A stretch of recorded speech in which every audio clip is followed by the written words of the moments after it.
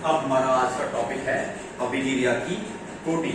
जैसा कि हमने रेट लॉ में वेग नियम में हमने पढ़ा था कि जो अभिक्रिया का वेग है, अगर कोई अभिक्रिया की, यहाँ पर हमने एक अभिक्रिया लिखी ए बी बी और हमारे पास आया था उत्पाद प्रोडक्ट। हमने क्या किया, हमने कहा अभिक्रिया का वेग बराबर a raise to the power x b raise to the power y. ये हमने एक रेट लॉ लिखा था, वेग नियम लिखा था। यदि हम किसी अभिक्रिया के वेग नियम का रिप्रेजेंटेशन करते हैं तो अभिक्रिया की कोटि उस वेग नियम में अभिकारक के ऊपर लगी घातांकों के योग के बराबर होती है। अभिक्रिया की कोटि अभिकारक वेग नियम में लगे अभिकारकों के घातांकों के योग के बराबर होती है। बराबर मान लेते हैं x plus Y equal to n। ये क्या है, अभिक्रिया की कोटि। ये मैथमेटिकल टर्म में हमने समझा दिया कि अभिक्रिया की कोटि क्या होती है। इसको और क्लियर कर लेते हैं। यहाँ पर क्योंकि बार बार रिप्रेजेंटेशन हम a से कर रहे हैं लेकिन यहाँ x रहे हैं, तो ये क्लियर है कि a जो है ये इसकी स्टोइकियोमेट्रिक गुणांक है और ये स्टोइकियोमेट्रिक गुणांक पर निर्भर नहीं कर रहा बल्कि अन्य घातांक किसी x पर निर्भर कर रहा है। तो अभिक्रिया की कोटि में आपको समझना होगा कि कितने पर्टिकुलर मॉलिक्यूल A के, कितने पर्टिकुलर मॉलिक्यूल B के वो जो है वो पार्टिसिपेट करते हैं किसी रिएक्शन की अभिक्रिया को डिपेंड करते हैं। यानी कि अभिक्रिया का वेग इस पर निर्भर करता है इसके X मॉलिक्यूल्स पर, इसके Y मॉलिक्यूल्स पर अभिक्रिया का वेग निर्भर करता है। इसका मतलब ये हुआ कि अभिक्रिया की कोटि X है, अभिक्रिया की कोटि Y है। तो अभिक्रिया की कोटि एक प्रकार से हम कहें तो जितने नंबर ऑफ अणु कहते हैं मॉलिक्यूल्स पर जो है वो अभिकारक के मॉलिक्यूल्स के द्वारा अभिक्रिया के वेग को डिपेंड या अभिक्रिया के वेग को डिनोट किया जाता है या जिस पर वो अभिक्रिया का वेग निर्भर करता है वह अभिक्रिया की कोटि कहलाती है। तो यहाँ पर अभिक्रिया की कोटि क्या है, और अभिक्रिया की कोटि जरूरी नहीं है, बहुत तरह की रिएक्शन ऐसी हैं बहुत फास्ट होती हैं, तो अभिक्रिया की कोटि 0 भी हो सकती है, अभिक्रिया की कोटि 1 भी हो सकती है, अभिक्रिया की कोटि 2 भी हो सकती है। तो अभिक्रिया की कोटि विभिन्न हो सकती है। अभिक्रिया की कोटि यानी ऑर्डर ऑफ रिएक्शन कह सकते हैं आप इसको, ऑर्डर ऑफ रिएक्शन। तो ऑर्डर ऑफ रिएक्शन जो है वो भिन्न हो सकती हैं यदि अभिक्रिया की कोटि। अब यहाँ पर अगर हम यही रेट लॉ ले लें और हम कह रहे थे कि हम क्या करने जा रहे थे, वेग स्थिरांक बोलते हैं के को, इसको बोलते हैं हम वेग स्थिरांक, वेग कांस्टेंट। तो इस वेग कांस्टेंट को डिनोट करने के लिए, के को डिनोट करने के लिए हमने इसके मात्रक को निकालना है। तो r upon a raise to the power x b raise to the power y इस फॉर्मूले से आएगा। अब यदि अभिक्रिया की कोटि क्या कह रहे हैं हम, 0 है, मान लेते हैं अभिक्रिया की कोटि 0 है,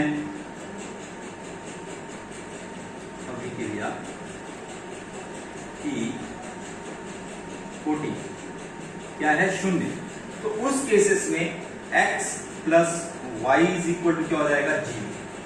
अब हम यहां पर x plus Y is equal to 0 होगा तो k इज इक्वल टू हो जाएगा, R का यूनिट जो है वो है मोल पर लीटर पर टाइम, और नीचे हम लिख देते हैं एक तरीके से लिख देते हैं सांद्रता की पावर, या हम सांद्रता भी ना लिख करके लिखते हैं यहां पर मोल पर लीटर की पावर 0, क्योंकि अभिक्रिया की कोटि 0 है। तो जो K है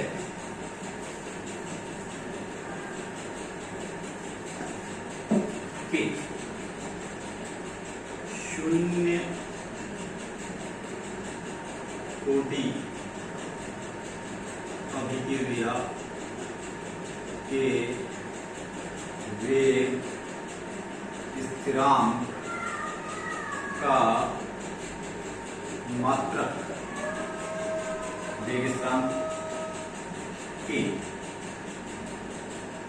का मात्रक क्या आ जाएगा, मोल पर लीटर पर टाइम, क्योंकि अगर ये 0 है तो ये भी क्या हो जाएगा 1 हो जाएगा, तो हमारे पास सिर्फ और सिर्फ जो K का मात्रक आएगा मोल पर लीटर पर टाइम आएगा। और यदि इस जगह पर फर्स्ट ऑर्डर इक्वेशन हो, यानी प्रथम कोटि अभिक्रिया हो, तो यहां पर x प्लस वाई का मान क्या हो जाएगा 1 हो जाएगा। प्रथम कोटि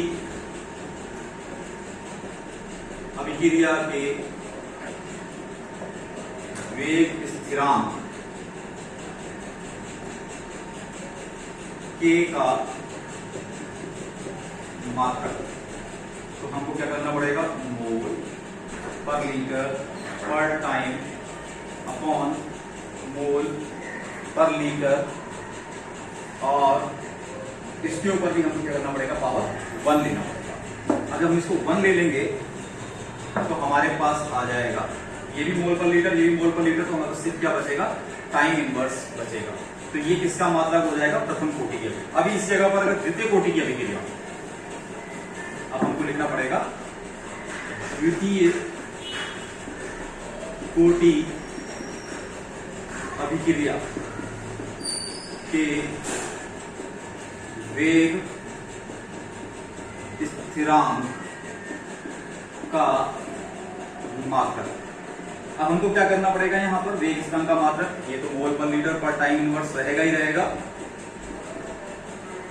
और नीचे हमको लिखना पड़ेगा मोल पर लीटर की पावर 2, तो ये ऊपर जाकर के माइनस में चली जाएगी, तो ये हो जाएगा मोल इनवर्स लीटर और टाइम इनवर्स, ये हमको मात्रक मिलेंगे। अब इसको हम एक चार्ट में बाइंड अप कर लेते हैं तीनों चीजों को जो हमने मात्रक निकाले हैं, और इन मात्रक के आधार पर ही हम अभिक्रिया की कोटि की पहचान कर सकते हैं। यानी कि अब हम यहाँ लिख लेते हैं कोटि, और यहाँ लिख लेते हैं वेग स्थिरांक K का मात्रक।